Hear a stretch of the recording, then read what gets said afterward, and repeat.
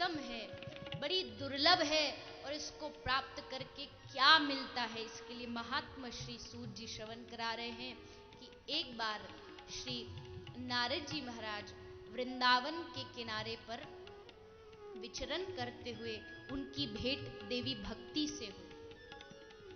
देवी भक्ति ने प्रार्थना की कि हे प्रभु, हे महाराज, आप यहां रुक करके मेरे दुख का निवारण कीजिए। एक बात समझिएगा कि जिस प्रकार एक गर्भवती महिला के गर्भ में बालक हो, किंतु समय अनुसार वो जन्म ना ले पा रहा है, तो डॉक्टर के द्वारा ऑपरेशन करके उसको बाहर निकाला जाता है। वैसे संत क्या है, जीव क्या है, भक्ति क्या है?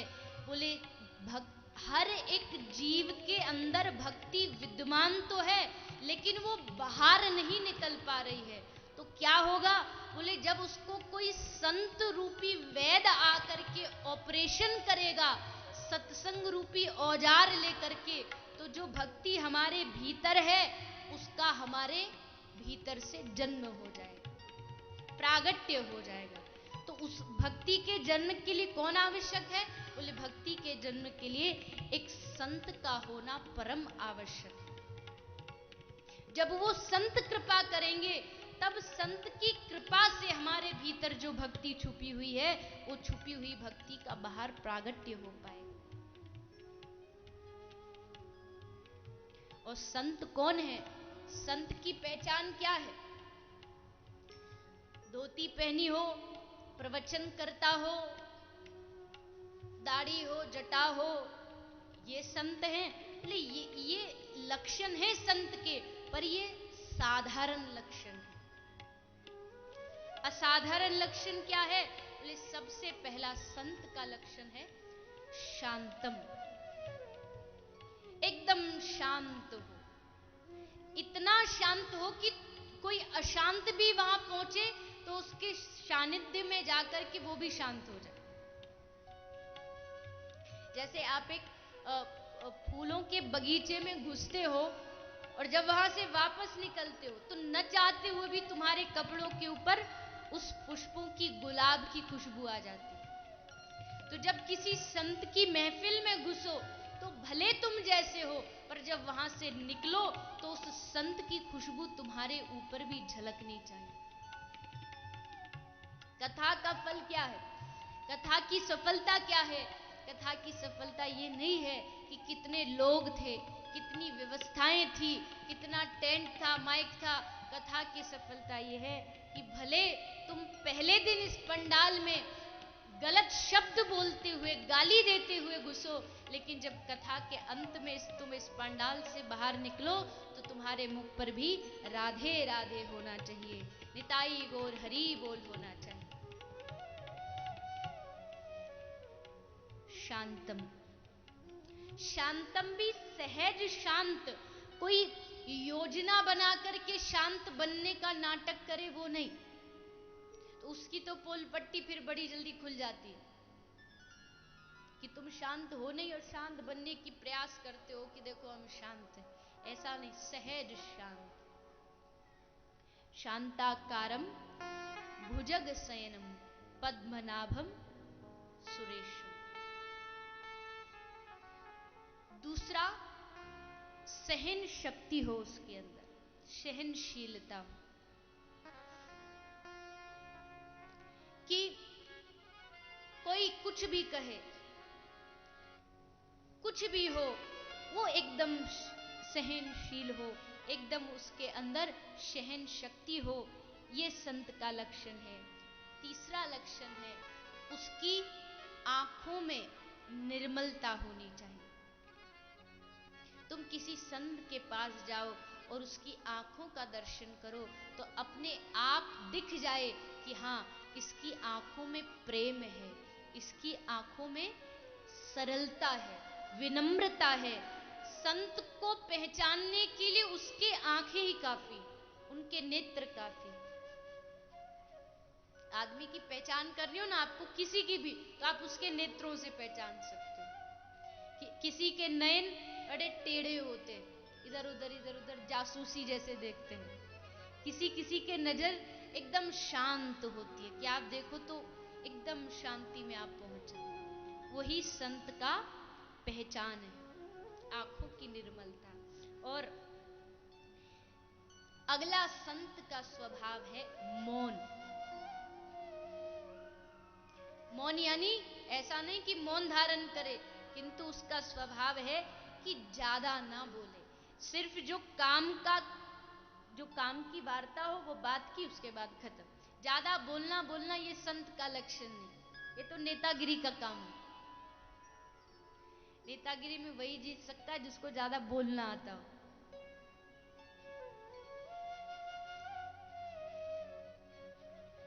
नेताजी खड़े होकर भाषण दे, मैं ये कर दूंगा, मैं वो कर दूंगा, मैं वो कर दूंगा। पीछे से पत्नी कहती वो सब बाद में करना, घर का छप्पर टूट गया, पहले वो डलवा दो। होता है ना, चुनाव से पहले तो सब बड़े बड़े। खैर, ये नेतागिरी का मंच नहीं है, और यहाँ नेतागिरी का कोई भाषण भी नहीं दिया जाता। ये तो ठाकुर जी का अपना साक्षात स्वरूप है श्रीमद् भागवत। इसलिए संत का लक्षण है कि वो बहुत कम बोले। क्यों? क्योंकि ज्यादा बोलने से आदमी कभी भी फंस सकता है। कम बोलेगा, कार्य की बात बोलेगा। क्यों? क्योंकि ये जो जिव्या है, ये श्री ठाकुर जी के नाम के लिए हमको प्राप्त हुई है। इस जिव्या से मुझे दूसरा कोई कार्य नहीं करना, मुझे केवल और केवल भगवान का नाम लेना है। यही उसके जीवन का लक्ष्य होता है। आप कहोगे ये लक्षण तो गिना दिए, पर ऐसे संत आजकल मिलते कहाँ हैं? क्यों नहीं मिलते? ढूंढने से तो भगवान भी मिल जाते, तो संत क्यों नहीं मिलेंगे? संत आज भी हैं इस दुनिया में, पर फर्क सिर्फ इतना है, अभी हमने उन सच्चे संतों की पहचान नहीं की। और बंगाल की धरा पर तो ऐसे ऐसे संतों का प्रागट्य हुआ है जिनका जीवन आधार ही भगवान नाम है। हमारे गौड़िया संप्रदाय में तो जितने भी संत महापुरुष हुए सब बंगाल की धरा से।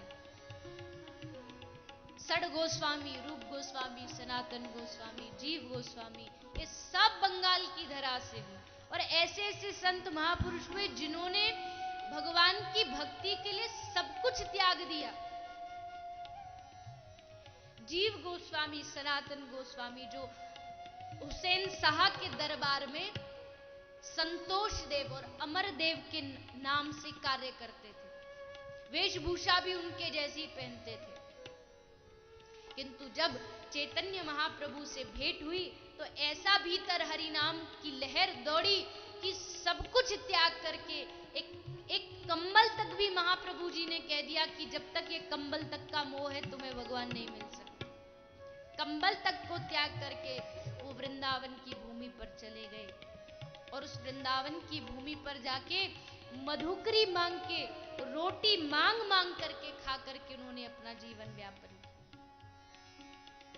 क्योंकि वो जान गए थे कि इस मनुष्य शरीर का अर्थ है भगवान को पाना। ऐसे संत आज भी हैं। आप वृंदावन जाइए।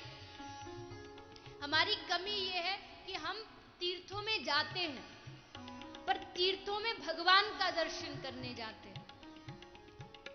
भगवान का दर्शन कीजिए, इसमें कोई बुराई नहीं है, अच्छा है, करना चाहिए। वृंदावन जाइए, बिहारी जी जाइए, निधि वन जाइए, इस्कॉन जाइए, जहां जाइए, पर वास्तविक तीर्थ का दर्शन करना है तो भगवान तो है ही, पर उस तीर्थ के जो संत हैं जिन्होंने उसको तीर्थ बनाया है, उन संत महापुरुष के दर्शन करिए। तीर्थ महान क्यों होता है? क्योंकि उस तीर्थ में एक भक्ति में वातावरण होता है, और वो भक्ति में वातावरण बनाता कौन है? संत महापुरुष बनाते हैं। वो जब उस तीर्थ में बैठ के भजन करते हैं, नाम लेते हैं भगवान का, तो वो नाम की वायु समस्त वायुमंडल में फैल जाती है। और जब आप वहां जाते हो तो आपको भी वो वायु स्पर्श करती है और आपके अंदर भी भक्ति के लक्षण आने लगते हैं। इसलिए संतों का दर्शन आवश्यक है। कहीं भी जाओ, मैं तो आपको दुनिया के किसी भी तीर्थ में आप चले जाओ, भगवान के दर्शन करने के बाद फिर ढूंढना कि इस तीर्थ में कौन रहता। और ब्रज में तो आज भी ऐसे ऐसे संत रहते हैं जिनका जीवन आधार ही कृष्ण नाम है।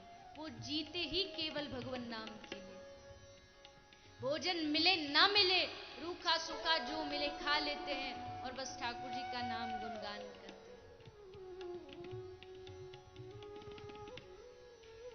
इसलिए संत महापुरुष के द्वारा ही भक्ति को भी अगर कोई कष्ट है तो उसको कोई संत ही दूर कर सकता है। इसलिए आज देवी भक्ति श्री नारद जी से प्रार्थना करती है और श्री नारद जी देवी भक्ति के दुख का निवारण करने के लिए, देवी भक्ति के जो ज्ञान और वैराग्य नाम के पुत्र हैं मूर्छित अवस्था से, उनको बाहर निकालने के लिए शास्त्र वेद पुराण सब उनके कानों में सुनाते पर मूर्छित अवस्था दूर नहीं होती। क्यों? क्योंकि वृंदावनस्य संयोगात पुनस्तित्वम तरुणी नवा। अभी जो आपसे प्रश्न किया था ना थोड़ी देर पहले कथा में कि आपको ज्ञान चाहिए या भक्ति प्रेम चाहिए, ये उसी का उत्तर है। ज्ञान तो चाहिए, उसमें कोई अतिशयोक्ति नहीं, ज्ञान तो होना ही चाहिए, पर ज्ञान आ जाए और भक्ति नहीं आए तो वो ज्ञान अधूरा है। और अगर भक्ति आ जाए तो फिर ज्ञान की आवश्यकता नहीं, ऐसा नहीं। भक्ति आएगी तो ज्ञान अर्जित नहीं करना पड़ेगा। भक्ति के आते ज्ञान वैराग त्याग सब शुभ कर्म अपने आप तुम्हारे पीछे पीछे दौड़े दौड़े आए।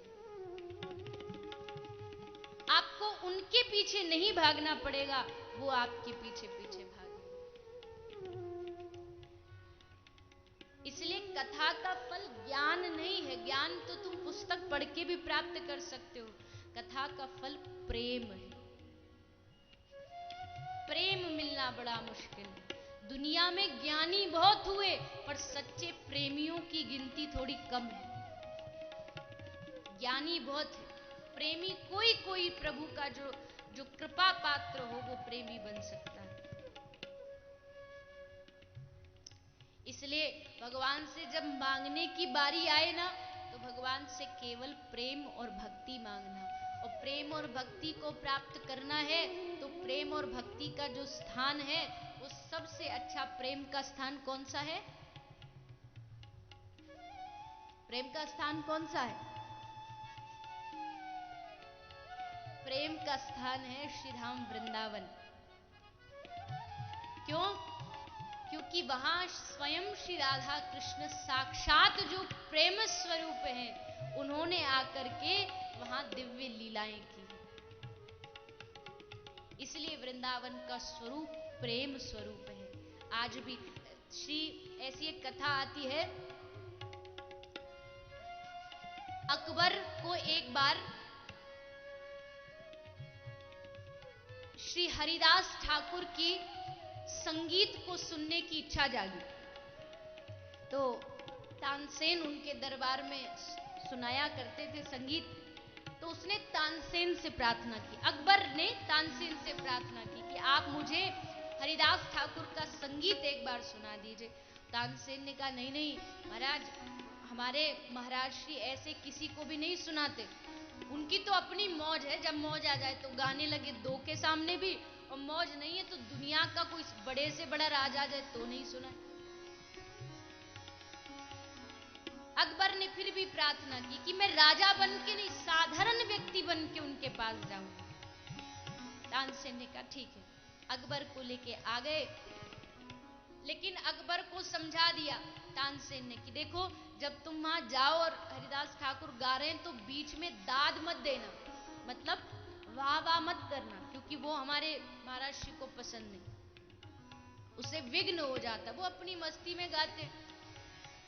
अकबर चला गया वेश बदल करके। हरिदास ठाकुर ने गान प्रारंभ किया और उनका गान तो वो दिल, कोई दुनिया को रिझाने थोड़ी दिल से गाते थे। और जैसे एक सुर निकला अकबर बादशाह रह नहीं पाया और उसके मुख से निकल गया वाह। तुरंत हरिदास ठाकुर ने गान बंद कर दिया। हरिदास ठाकुर ने तानसेन से पूछा बताओ ये कौन है? अब तानसेन ने सोचा अब झूठ बोलूंगा तो और पाप लगेगा, तो बता दिया महाराज ये बादशाह अकबर हैं, इनकी इच्छा थी कि आपका गान सुने। हरिदास ठाकुर बड़े नाराज हुए, पर फिर भी सोचा कोई बात नहीं, संगीत का प्रेमी है, तभी तो इतनी दूर राजा होके भी साधारण बन के आ गया। तो अकबर ने कहा महाराज आप हमें कोई ऐसी आज्ञा दीजिए कि हम आपके लिए कोई सेवा कर सके। तो हरिदास ठाकुर बड़ी जोर से हंसे, बोले तू हमारी क्या सेवा कर सकता है। अकबर को थोड़ा बुरा लगा, हम इतने बड़े राजा, हम इनकी सेवा नहीं कर सकते। अकबर ने कहा महाराज कोई भी कार्य आप दे दीजिए, कुछ आपको वृंदावन में कराना हो, कोई आपकी सेवा हो। हरिदास ठाकुर ने कहा ठीक है जाओ, यमुना जी का जो घाट है उसकी एक सीढ़ी का कोना टूट गया, उसकी मरम्मत करा दो। अकबर को बड़ी लज्जा लगी, इतने बड़ा मैं राजा और मुझसे एक सीढ़ी टूटने, कोना टूट गया, उसकी मरम्मत के लिए बोल रहे। पर कोई बात नहीं, अकबर गया, और जब गया वहां से वापस हाथ जोड़ करके रोता रोता आया और हरिदास ठाकुर के चरणों में गिर पड़ा। महाराज क्षमा करें, मुझसे बड़ी भारी भूल हो गई, मुझसे भूल हो गई कि आज मैंने इस वृंदावन को आपकी कृपा से देखा। मैंने सोचा था एक यमुना की सिंडी का एक टूटा कोना मेरे लिए कौन सी बड़ी बात है, पर आज मैंने दिव्य वृंदावन को देखा तो पता चला ये दिव्य वृंदावन की सड़कें, ये दिव्य वृंदावन की सीढ़ियां, यहाँ के हर वस्तु दिव्य रत्नों से सजी हुई है। ऐसे रत्न जिसको मैं पूरा साम्राज्य भी लगा दूं तो एक रत्न नहीं बना सकता। इतना अद्भुत ये वृंदावन है, इतना अद्भुत इस वृंदावन की महिमा है, तब उसको असली वृंदावन का दर्शन होता। अभी हमने असली वृंदावन देखा कहाँ, हम तो बस सड़कों पर, बिल्डिंगों पर ही मोहित हो जाते हैं, आश्रमों पर ही मोहित हो जाते हैं। असली वृंदावन किसी गुरु के चरणों में बैठना, वो कृपा करके आपको असली वृंदावन का दर्शन कराए। प्रेम की भक्ति प्राप्त करनी है, प्रेम प्राप्त करना है तो प्रेम के स्थान पर जाना पड़ेगा। इसलिए आइए सभी चलते हैं, बंगाल भी प्रेम की भूमि है, मैंने पहले ही कहा था, तो बंगाल की भूमि से वृंदावन के प्रेम की भूमि पर चलते हैं, जहां श्री चैतन्य महाप्रभु भी ठाकुर जी को पुकारते हुए, प्रभु को याद करते हुए ऊर्ध्व बाहु होके पहुंचे हैं वृंदावन धाम। उसी वृंदावन धाम की भूमि पर हम सब अपने मन से चलते हुए प्रेम से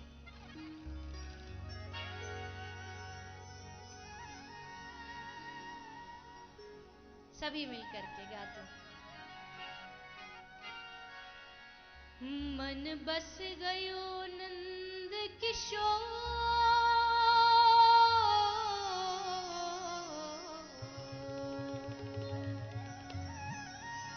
मन बस गयो नंद किशोर, अब जाना नहीं कहीं और, बसा लो वृंदावन में, बसा लो वृंदावन में, प्यारे बसा लो वृंदावन में, बसा लो वृंदावन में, कान्हा बसा लो वृंदावन में, बसा लो वृंदावन में, कान्हा बसा लो वृंदावन में, बसा लो वृंदावन में।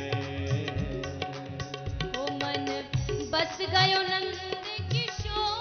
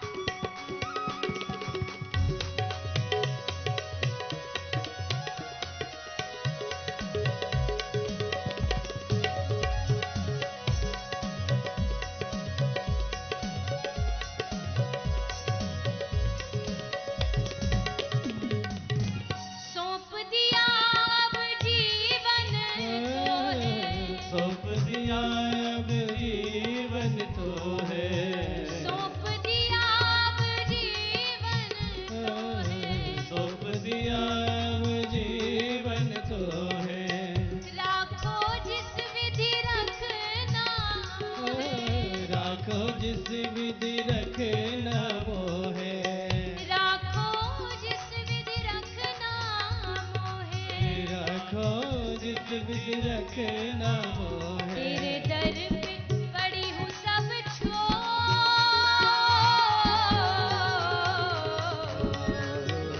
तेरे दर पे पड़ी हूँ सब छोड़, अब जाना नहीं कहीं और, बसा लो वृंदावन में, बसा लो वृंदावन प्यारे बसल वृंदावन में, बसल वृंदावन में, कान्हा बसा लो वृंदावन में, बसा लो वृंदावन में, कान्हा बसल वृंदावन में, बसल वृंदावन में। मेरी सभी भाइयों से प्रार्थना है जो पीछे खड़े हुए हैं, आप सबको कथा सुननी है तो बैठ कर के श्रवण करें, जितना भी समय आपको बैठना है बैठ कर के आप सब कथा श्रवण करें।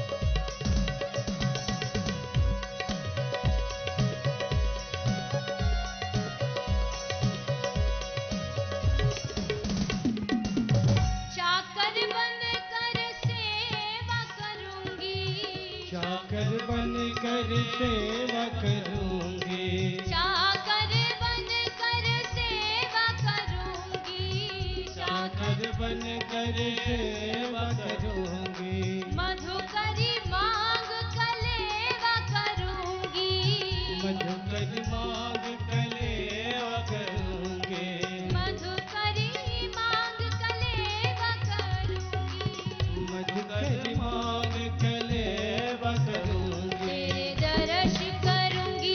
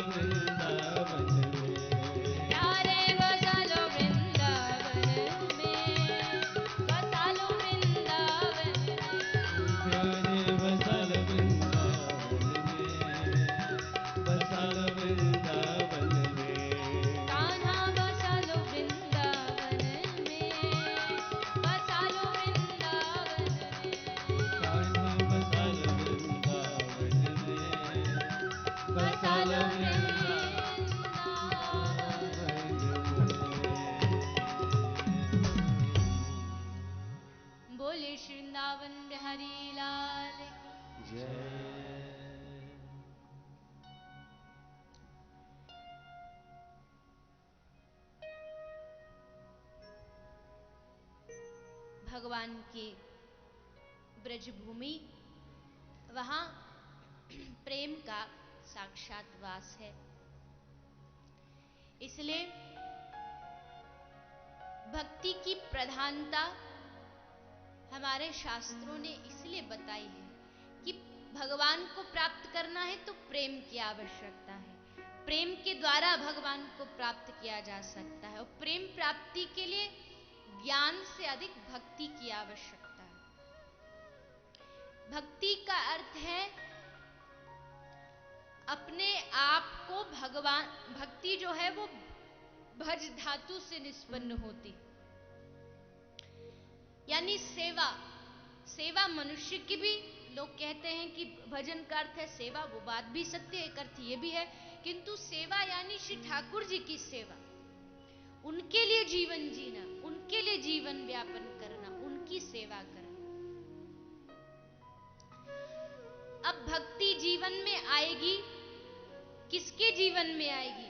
बोले जिसके जीवन में विनम्रता होगी, भक्ति उसी के जीवन में आ सकती है। भक्ति आएगी तो बाधाएं भी आएंगी, ये भी ध्यान रखिएगा। भक्ति आएंगी तो बाधाएं अटूट आएंगी, इतनी आएंगी कि कुछ लोग तो भक्ति का मार्ग आधे में ही छोड़ के भाग लेते, पूरा नहीं कर पाते। क्यों?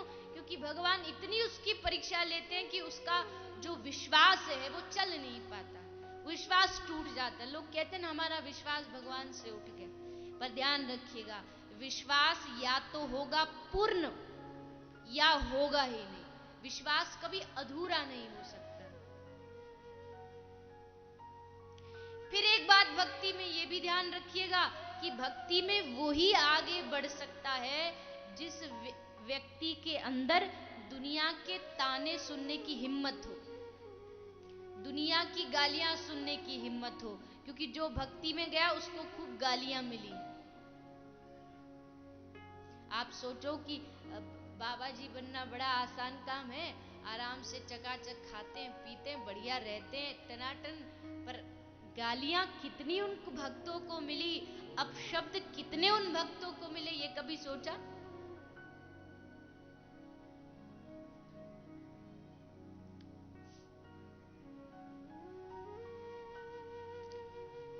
ये भक्ति में चलने से पहले ध्यान रखना चाहिए कि दुनिया में तुम्हें विपरीत बोलने वाले बहुत मिलेंगे, भक्ति के मार्ग से हटाने वाले बहुत मिलेंगे, क्योंकि दुनिया के पास काम धंधा तो होता नहीं, तो सोचते चलो जो भक्ति में आगे जा रहे उन्हीं को पीछे हटा ले।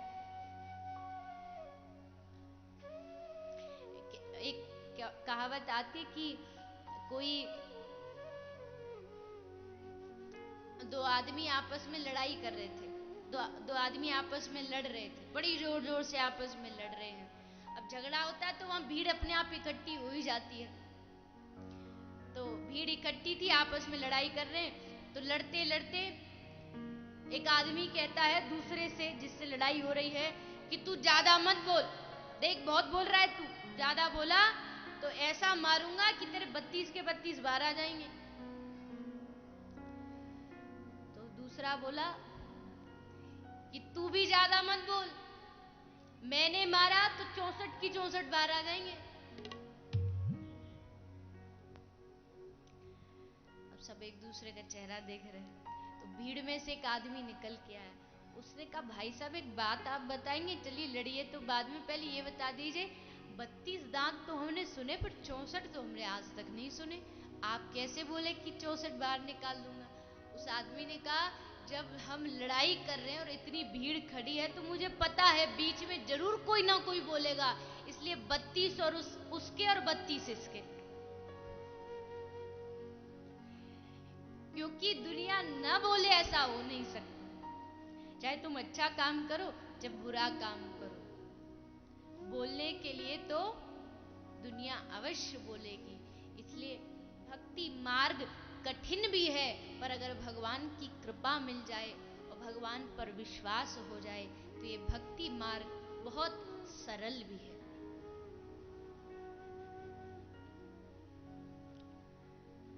देवी भक्ति के दुख को दूर करने के लिए श्री नारद जी ने भागवत कथा कराई और भागवत का पाठ हरिद्वार के पास हुआ।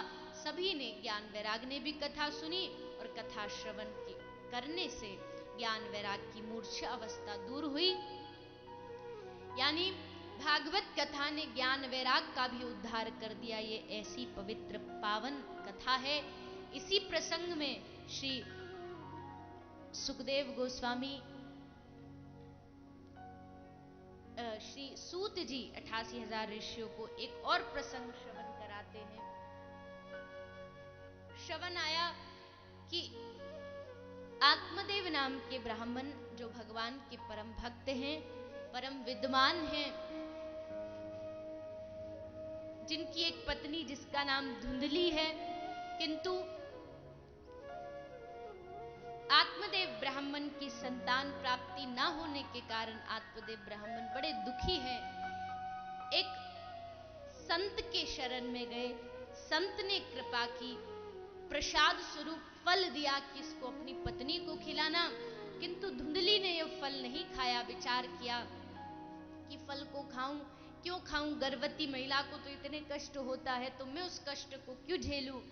इसलिए उसने वो फल गाय को परीक्षा के लिए खिला दिया और स्वयं अपनी बहन से उसका पुत्र ले लिया, जिसका नाम रखा गया धुंधकारी। और गाय के गर्भ से संत के प्रसाद स्वरूप एक पुत्र प्रकट हुआ, जिसका नाम था गोकर्ण। एक तो गाय माता के गर्भ से प्रकटा और वो संत का प्रसाद प्रकटा, तो फिर भक्त तो होगा ही होगा।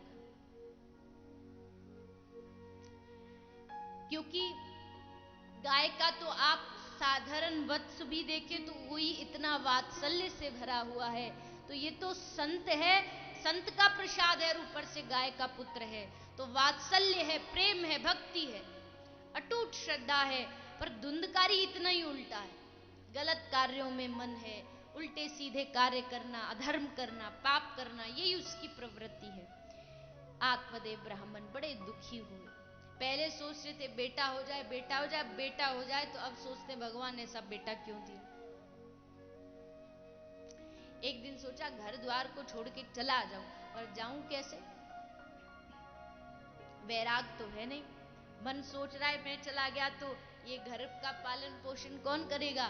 तो श्री गोकर्ण महाराज ने आके अपने पिताजी को समझाया, हे पिताजी, देहेस्ति मांसुरुधिरे भिमतिम त्यजत्वम जायाशुतादिषु सदा ममतां विमुञ्चः पश्यानिशं जगदिदं क्षणभंगनिष्ठं वैराग्य राग रसिको भव भक्ति निष्ठः। हे पिताजी, आप सोचते हो मैं नहीं रहा तो परिवार को कौन चलाएगा, लेकिन पिताजी इस दुनिया को चलाने वाला कोई और है। मैं मेरा मेरा मेरा करते करते आदमी अपना जीवन निकाल देता है और उसको प्राप्त कुछ भी नहीं होता। दुनिया की सबसे खतरनाक बीमारी है ये मेरा। जब तक ये मेरा है तब तक भय भी है, लोभ भी है, सब कुछ है। जिस दिन ये मेरा खत्म, उस दिन सब चीज खत्म हो जाएगी। किंतु ये मेरा के कारण ही हर आदमी कर रहा है, पाप भी और पुण्य भी।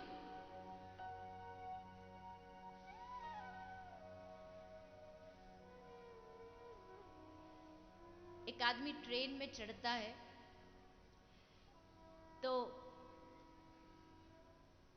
ट्रेन में जब चढ़ा तो देखा उसने, जैसे वो चढ़ता है तो उसकी जो सीट नंबर है, उस सीट नंबर पे पहले से कोई आदमी बैठा है। तो उस आदमी ने उससे कहा कि भैया ये तो मेरी सीट है, देखो। उसने कहा हाँ भैया आपकी सीट है, पर हमारा परिवार यहीं बैठा, तो आप हमारी सीट ले लो। बोले नहीं नहीं, ये तो मेरी सीट है, मैं आपको कैसे बैठने दे सकता हूँ, मेरी सीट है। बड़ी जोर जोर से लड़ने लगा। उसे कहा ठीक है भैया आप बैठ जाइए, हम दूसरी जगह चले जाते हैं। तो बैठ गया। अब धीरे धीरे कुछ देर बाद उसका स्टेशन आया, तो स्टेशन पर उतरने लगा। तो जैसे ही जा रहा था तो पीछे से आवाज आई, पीछे मुड़ के देखा, वो आदमी कह रहा अरे भैया, अरे रुको रुको। उसने पूछा क्या हुआ। बोला अपनी सीट तो अपने साथ लेके जाओ। क्यों।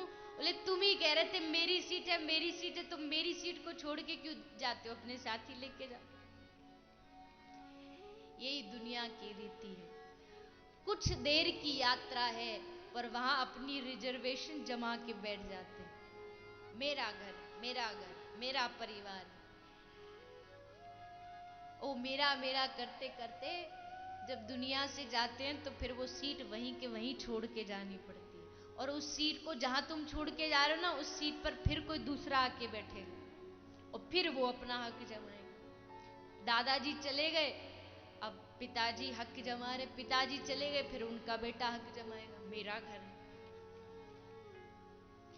दुनिया की सीट वही है, लोग बदलते जा रहे हैं और हर आदमी यही सोच रहा है ये मेरी, जबकि उसको पता है कि एक दिन तो छोड़, जब जीवन यात्रा खत्म होगी, जब तुम्हारी टिकट की जो अवधि है वो खत्म होगी, तो तुमको उतरना पड़ेगा। उससे आगे तुम जा नहीं सकते हो। जहां तक तुम्हारी टिकट है वहीं तक तुम जा सकते हो। और जब तुम ट्रेन में बैठोगे तो तुमको उस ट्रेन में बहुत सारे यात्री मिलेंगे। वैसे जीवन की यात्रा में बैठोगे तो बहुत यात्री मिलेंगे, कोई पिता के रूप में, कोई मित्र के रूप में, कोई परिवार के रूप में, अलग अलग आपको यात्री इस यात्रा में मिलते जाएंगे। जिसका जब स्टेशन आता जाएगा सब उतरते जाएंगे, जब जब स्टेशन आया सब उतरते गए। अपना हक मत जमाओ। क्यों? क्योंकि वो सब तो उतर गए, अब हमारा स्टेशन भी किसी ना किसी दिन आने वाला। स्टेशन आने वाला ये कैसे पता चलेगा? तुम्हारे जीवन यात्रा का स्टेशन अब आने वाला, अब कैसे पता लगाओगे? बाल सफेद हो गए, चश्मे चढ़ गए, दिखाई देना कम हो गया, चलने में परेशानी, घुटनों में दर्द, ये सब क्या है? ये तुम्हारे स्टेशन नजदीक आने की जानकारियां हैं, सावधानियां हैं, संभलने की समय है, समझ जाओ। जीवन यात्रा में एक ना एक दिन तो जाना ही होगा, और जिस दिन जाना होगा उस दिन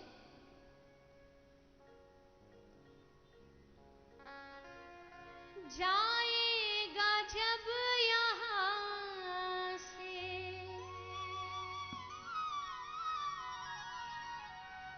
कुछ भी ना साथ होगा, 2 गज कफन का टुकड़ा तेरा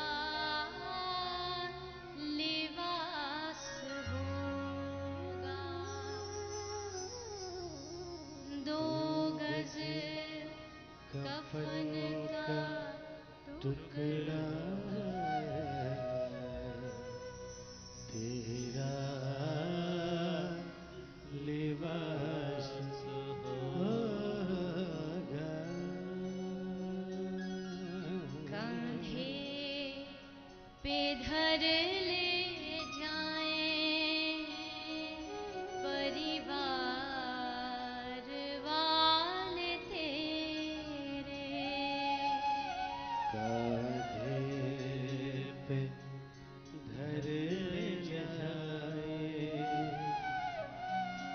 परिवार वाले तेरे, यमदूत ले पकड़ के डोलेंगे घेरे घेरे, यमदूत ले पकड़ के डोलेंगे घेरे और सबसे आश्चर्य की बात मालूम है क्या होगी? जिसको तुम दुनिया में अपने सबसे नजदीक समझते थे, जिसके लिए तुम गर्व करते थे कि मेरा बेटा नाम करेगा, मेरा नाम रोशन करेगा, वही बेटा तुमको कंधे पर उठा के ले जाके शमशान में जाके तुम में आग लगा दे।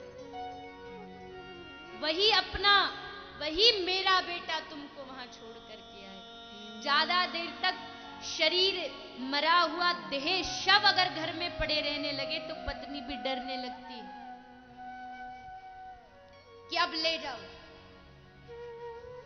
उसको सहन करना मुश्किल हो जाता है। ये सच्चाई है दुनिया की। दे देगा आग तुझ में, दे देगा आग तुझ में, दे देगा आग तुझ में, दे देगा आग तुझ में। बेटा जो खास होगा, 2 गज कफन का टुकड़ा तेरा लिबास होगा। 2 गज कफन का टुकड़ा तेरा लिबास होगा। इसलिए करना क्या है? इससे बचना है तो करना क्या है? बस एक काम कर, हरि का नाम जप के भव सिंधु पार होते। हरि का नाम जपते भव सिंधु पार होते। माया मोह में फंस कर जीवन अमोल खोते। माया मोह में फंस कर जीवन अमोल इसलिए खोते। हरि का नाम जप ले, हरि का नाम जप ले, हरि का नाम जप ले, हरि का नाम जप ले। तेरा बेड़ा पार होगा। 2 गज कफन का टुकड़ा तेरा लिबास होगा। 2 गज कफन का टुकड़ा तेरा लिबास होगा। तेरा लिबास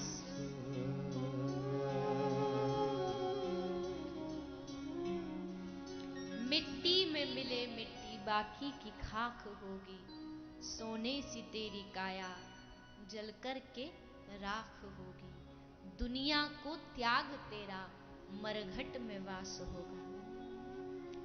ये जो भजन है, श्लोक है, चौपाइयां हैं, ये किसी को डराने के लिए नहीं है, धमकाने के लिए नहीं है।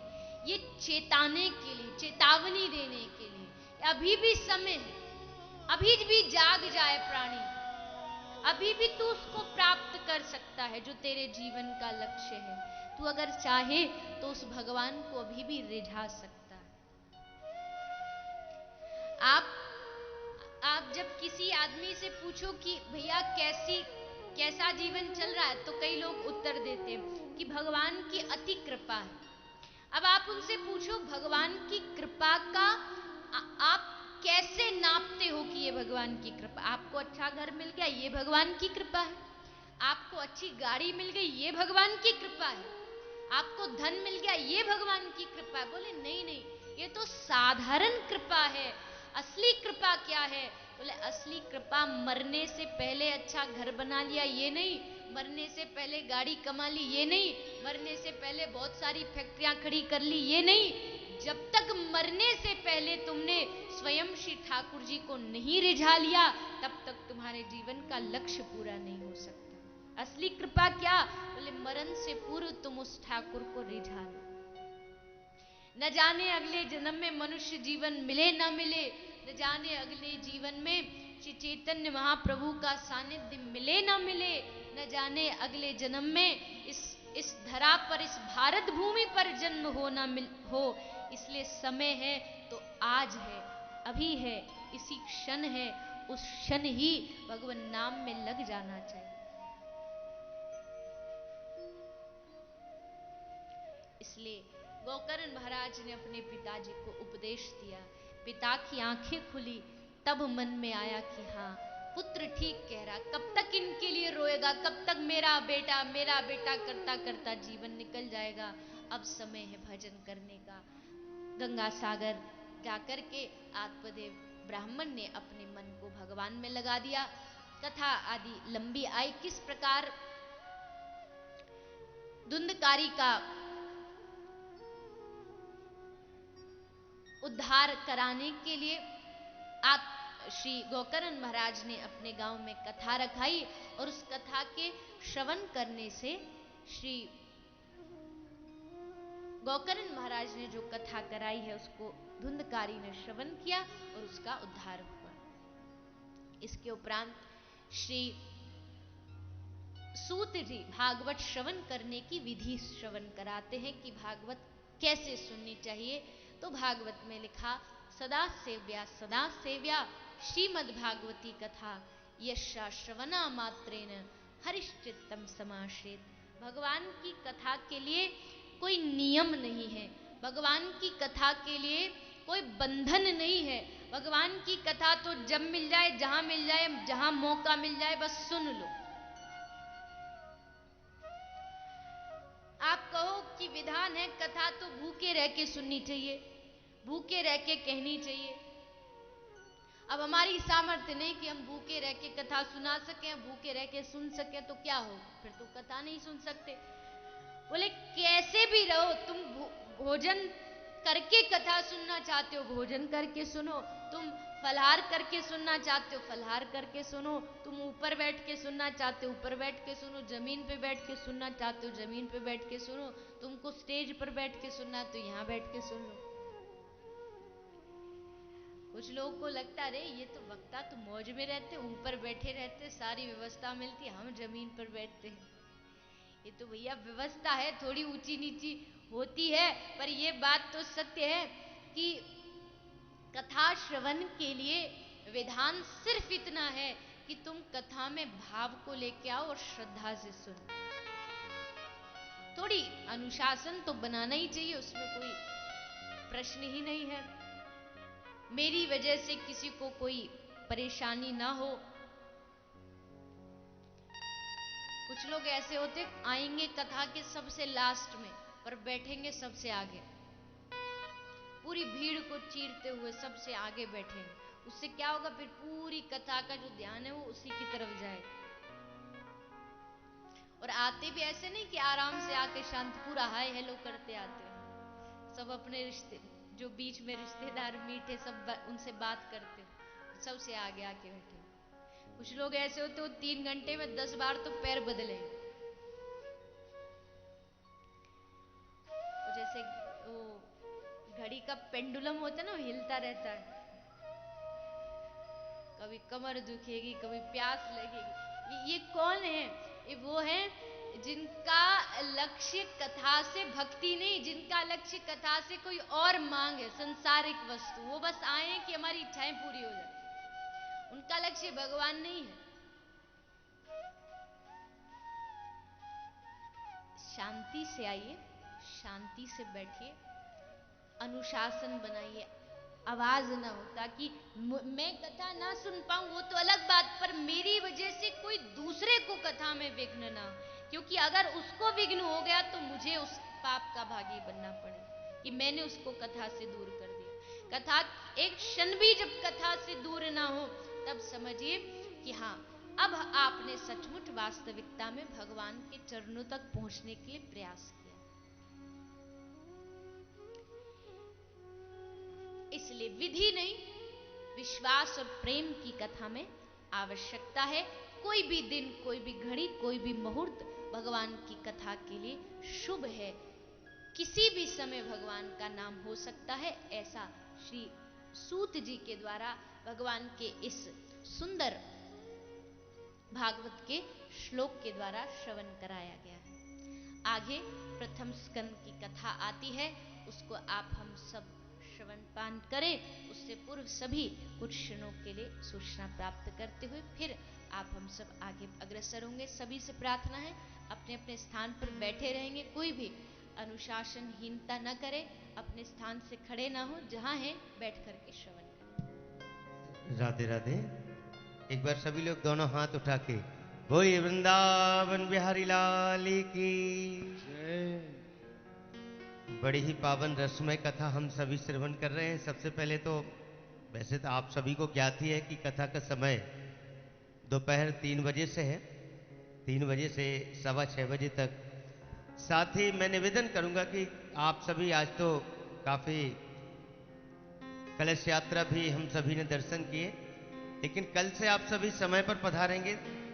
2:30 बजे तक आप सभी कथा पंडाल में पधारेंगे। साथ ही साथ जो तुलीन गांव के आसपास के क्षेत्र निवासी हैं, आसपास के क्षेत्र के भक्तजन हैं, मैं उनसे निवेदन करूंगा आप श्री भी इस पावन कथा का रसामृत पीते हुए अपने जीवन को कृतार्थ कर सकते हैं। तुलीन गांव के यूनाइटेड फुटबॉल ग्राउंड में ये पावन कथा, जिसका हम सभी आस्था भजन टेलीविजन के माध्यम से रसास्वादन करते हुए अपने जीवन को कृतार्थ कर रहे हैं, आप सभी का मैं पुनः बहुत बहुत स्वागत करता हूं, सम्मान करता हूं। साथ ही साथ जिस पावन उद्देश्य को लेकर, जिस पावन सेवा संकल्प को लेकर, जिस पावन हेतु को लेकर ये इतनी आनंदमय, अमृतमय, मोक्षदायिनी, कल्याणकारी, सेवामय कथा, सेवामय इसलिए क्योंकि ये संपूर्ण कथा समर्पित है ब्रज वृंदावन की धरती पर विचरण या विश्राम करने वाली उन बीमार, असहाय, लाचार, बेबस गौवंश की सेवा में। पूज्य देवी जी का बड़ा ही पावन सेवा संकल्प कि आज की स्थिति में, आज के परिवेश में जो गौवंश की दशा या दुर्दशा है, उसका कारण कहीं ना कहीं हमारी ही उदासीनता है।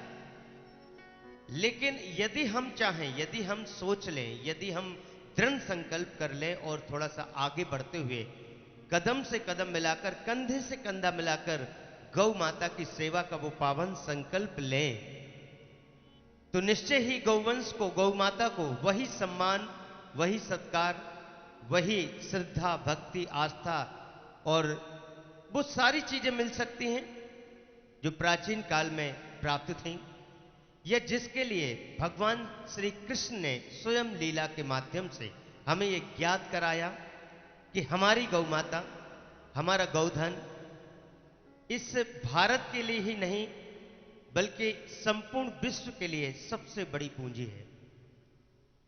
ऐसी प्यारी गौवंश के लिए, ऐसी प्यारी गौ माताओं के लिए ब्रज वृंदावन की धरती से संचालित गौ सेवा धाम अस्पताल के माध्यम से पूज्य देवी जी के पावन सानिध्य में जो घायल, लाचार, बेबस गौ वंश के लिए चिकित्सा सेवाएं संचालित हैं, उस पावन सेवा हेतु आस्था भजन टेलीविजन चैनल से जुड़ते हुए जिन भक्तों ने संपूर्ण विश्व से अपनी पावन सेवाएं गौ सेवा धाम में समर्पित की हैं, कुछ पावन से नाम हम तक पहुंचे हैं, आइए उनका हम सभी श्रवण करेंगे। सम्मानित सविता मिश्रा जी कलकत्ता में विराजते हैं और 1 ट्रॉली गौग्रास के समर्पित करते हुए 11,000 रुपए की राशि समर्पित कर रही हैं। जोरदार तालियों से अभिवादन करें। बिहार की धरती से 5,100 रुपए की राशि गुप्तदान के रूप में समर्पित की गई है। आदरणीय मनोज जी हैं गुजरात की पवित्र धरती से 5,100 रुपए की राशि समर्पित कर रहे हैं। सत्यवती गुप्ता जी राजधानी दिल्ली से 1 ट्रॉली गौग्रास यानी कि 11,000 रुपए की राशि समर्पित कर रही हैं। सम्मानीय भरत कुमार जी गुजरात से एक ट्रॉली गौग्रास 11,000 रुपये, और सम्मानीय अंजना जैन जी हरियाणा से पुनः एक ट्रॉली गौग्रास यानी कि भूसा जो होता है गौग्रास, गौ माता के लिए सबसे पौष्टिक आहार की यदि हम बात करें, हरा घास, गुड़, दलिया या और भी कई प्रकार से जो बीमार गौवंश के लिए पौष्टिक आहार दिए जाते हैं, उनमें सहयोग करते हुए, सेवा करते हुए, या बीमार गौवंश की दवाइयों के लिए, उनके ऑपरेशन के लिए, जैसा कि ऑपरेशन के लिए आपसे निवेदन किया गया कि गौवंश के पेट में कई प्रकार के ऐसे, कई बार जब ऑपरेशन किया जाता है पॉलीथीन के लिए तो क्विंटल की मात्रा में पॉलीथीन निकलती है, या और भी कई प्रकार के अल्सर, ट्यूमर, इन सारी चीजों के ऑपरेशन के लिए आप ऑपरेशन सेवा राशि 7,100 रुपये, हरे घास के लिए एक ट्रॉली गौग्रास समर्पित करते हुए 21,000 रुपये, गौ सेवा धाम की एक दिवसीय संपूर्ण सेवा, चाहे हम उसमें गौवंश की ट्रीटमेंट की बात करें, दवाइयों की बात करें, डॉक्टर्स की फीस की बात करें, एम्बुलेंस के माध्यम से जो सेवाएं दी जाती हैं, इलेक्ट्रिसिटी या और भी जो व्यवस्थाएं गौ सेवा धाम में मुहैया कराई जाती हैं, उन संपूर्ण सेवा के लिए मात्र 51,000 रुपये की राशि समर्पित करते हुए आप गौ सेवा धाम की एक दिवसीय संपूर्ण सेवा स्वीकार कर सकते हैं। 1 लाख रुपए की राशि वो पावन सेवा राशि है। ऐसे गौवंश, ये अलग सी बात है कि जब हमें गौ माता की, गौवंश की आवश्यकता होती है तो हम उन्हें अपने घर पे रखते हैं, उनका लालन पालन करते हैं, उनकी सेवा करते हैं, उनके सुख दुख का ख्याल रखते हैं, उनकी बीमारियों का ख्याल रखते हैं, उनके हर आराम का ख्याल रखते हैं। लेकिन जब वो वक्त आता है कि गौ माता को वृद्धावस्था में हमारी आवश्यकता होती है, तो ये कौन सी बात है कि हम उन्हें सड़कों पर विचरण करने के लिए ऐसे स्वतंत्र रूप में छोड़ देते हैं। ऐसे स्वतंत्र रूप में विचरण करने वाले गौवंश की यदि आप सेवा करना चाहते हैं, उन्हें गोद लेना चाहते हैं, अपने नाम से उनका लालन पालन करना चाहते हैं, तो मात्र 1 लाख रुपए की राशि समर्पित करते हुए आप ऐसे गौवंश को गोद लेते हुए उनकी संपूर्ण सेवा